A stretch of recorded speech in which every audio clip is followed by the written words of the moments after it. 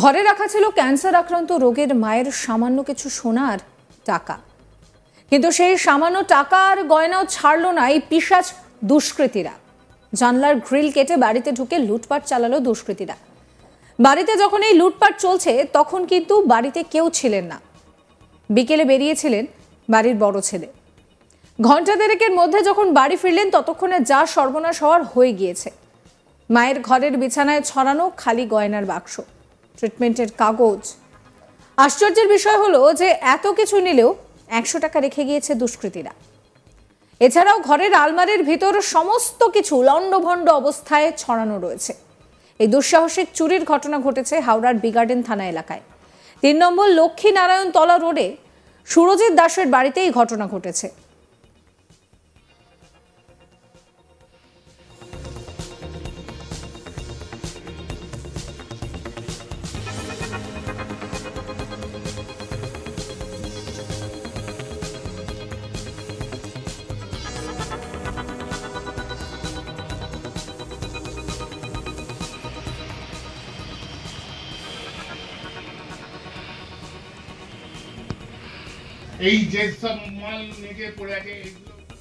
রবিবার বিকেলে সুরজিৎ বাবুর বৃদ্ধা মা ক্যান্সার রোগে আক্রান্ত।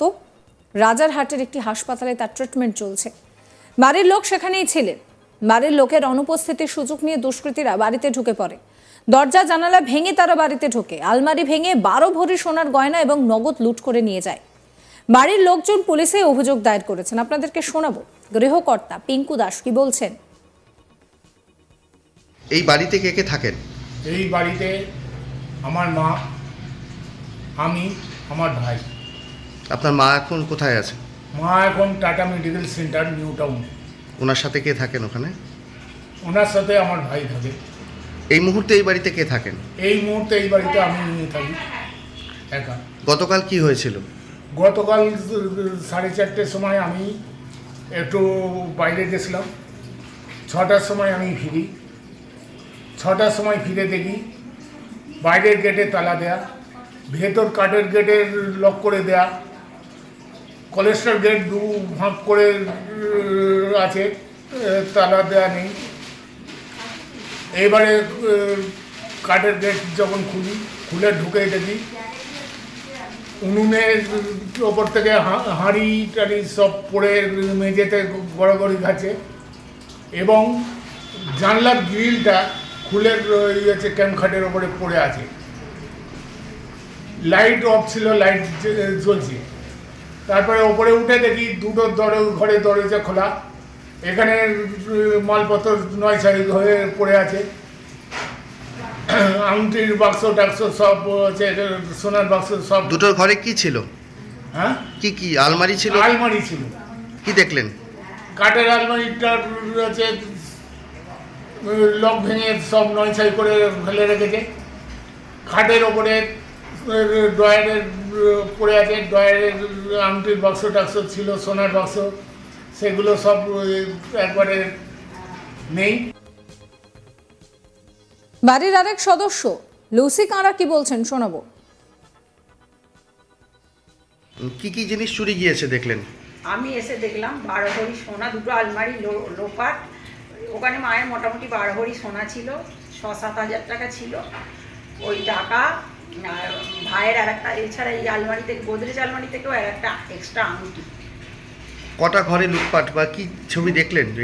এসে দেখলাম দুটো ঘরে শুধু আলমারিগুলো একদম চৌপাট, মানে গোদরেজের আলমারি ভাইয়ের ঘরে সেটাকে একদম বেঁকিয়ে লকার একদম খুলে ফেলেছে। সেখান থেকে বিশেষ কিছু পায়নি, শুধু একটা সোনার আংটি ছিল, সেটাই নেই। আর এই কাঠের আলমারিতে মায়ের ঘরে, সেখানে আমাদের মায়ের পুরনো গয়না 12 ভরির মতন ছিল, আর 1000-7 টাকা হবে ছিল। পুলিশকে কখন জানানো হয়েছিল? পুলিশকে তারপরেই এই 7টা 7:30টার সময় জানানো। গতকাল পুলিশ এসেছিল? হ্যাঁ, আমরা পুলিশ এসেছিল, তারপরেই এসে। কি বললো পুলিশ এসে? পুলিশ এসে চেষ্টা করছে নানা রকম। আজকেও এসে সিসিটিভির পাশের বাড়ি থেকে ফুটেজে নিয়ে গেছে। অভিযোগ করেছেন থানায় লিখিত? হ্যাঁ, থানায় লিখিত অভিযোগ করা। এই নিয়ে আমার কালিক বৈদ্যনাথ ঝাড় একটু রিপোর্ট দেখাবো আপনাদের। হাওড়া এজেসি বোস বিগার্ডেন থানা অন্তর্গত দুঃসাহসিক চুরি।